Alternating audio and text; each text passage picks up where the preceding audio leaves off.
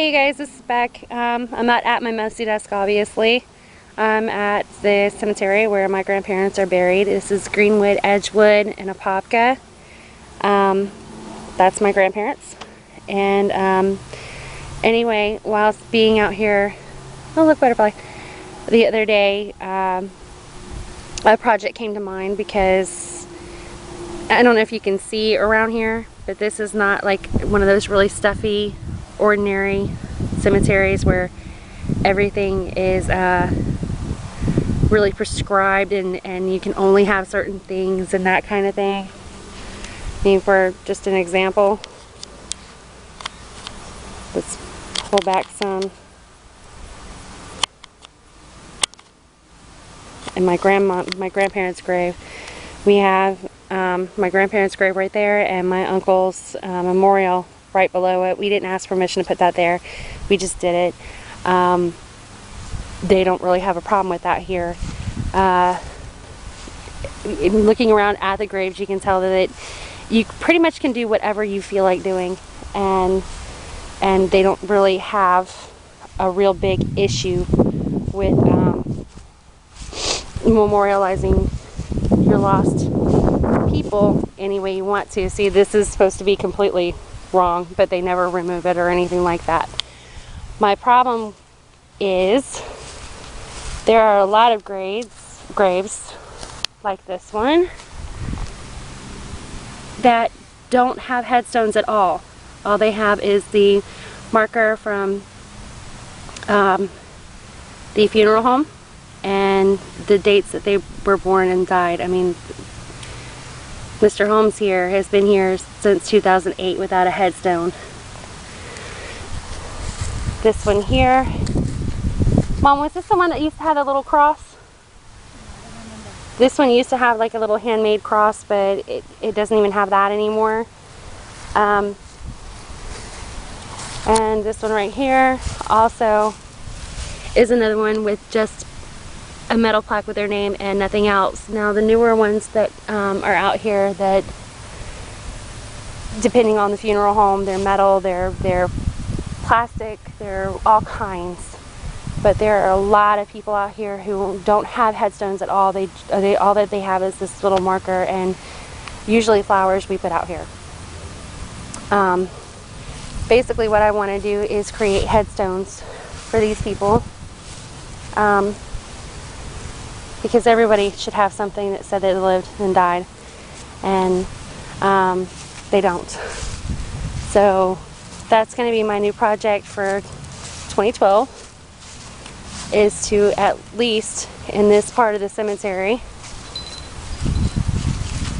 all these people whose names are here but they have no headstones and that are older than a year old, obviously they're not going to get a headstone out here. So basically my goal is to get at least the people in my grandparents' garden a headstone of some kind. I don't know how I'm going to create those yet, but I'm going to do my best and try. They deserve to be remembered. Anyway, that's it for me and my messy desk. Just want to let you know where I was at and what I'm taking on now. Have a great day, guys.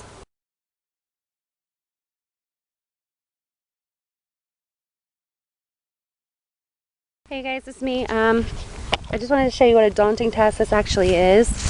I don't know how well it'll show up on camera, but just looking straight forward from where I'm standing right now, all you see is a couple headstones, and most of them are the metal placards. I don't know if I'll ever be able to afford to do all of them.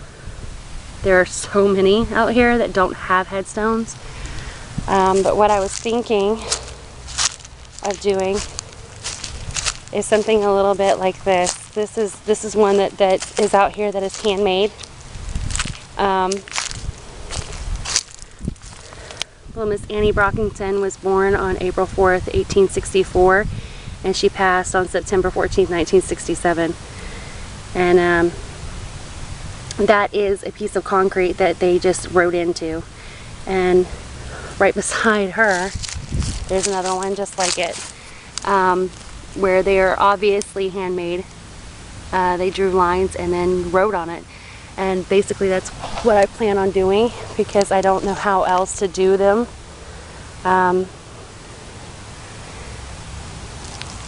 If you look, let's just look right down this row, right here. This whole row is just forgotten people. Jonathan W. Taylor, 1999. Fred Berry, 1999. They're falling apart, and they're being, pretty much their names are going to be completely lost. Mr. William Newsom, he's falling apart, 1999. 1999. Another one who is 1999. All of these obviously are not going to have headstones at all. I mean, this whole row is just people who don't have headstones. Turn back around over here, and the next row is another long row of people who do not have headstones. These people are gonna eventually, when these metal pieces wear completely out, like this one is wearing completely out, their names are going to be completely lost. They're going to be gone. And there will be nothing left to memorialize them. There will be nothing left to say this person lived and died. It will be an unmarked grave. I'm sure there are tons of those out here. It'll be like this person right here, where you can't read that card anymore. You have no idea who's there. You have no idea who lived and who died and why they were here or any of those things. They're just gone, lost to the ages, and that's it. So that's pretty much why I'm going to take on this project. There's so many who are just going to be forgotten if someone doesn't try to mark them.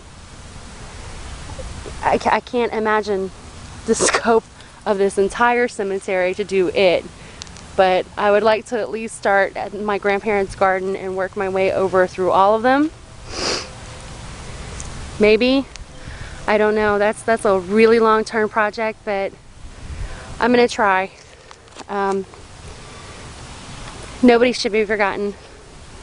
Something should be left behind saying that, hey, they lived and they died.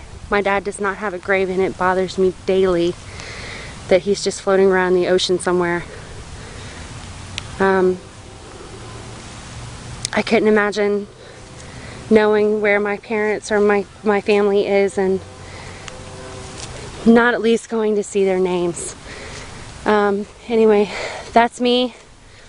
That's Beck. I'm gonna sign off now and start writing down some names and getting to work on this project. Have a great day.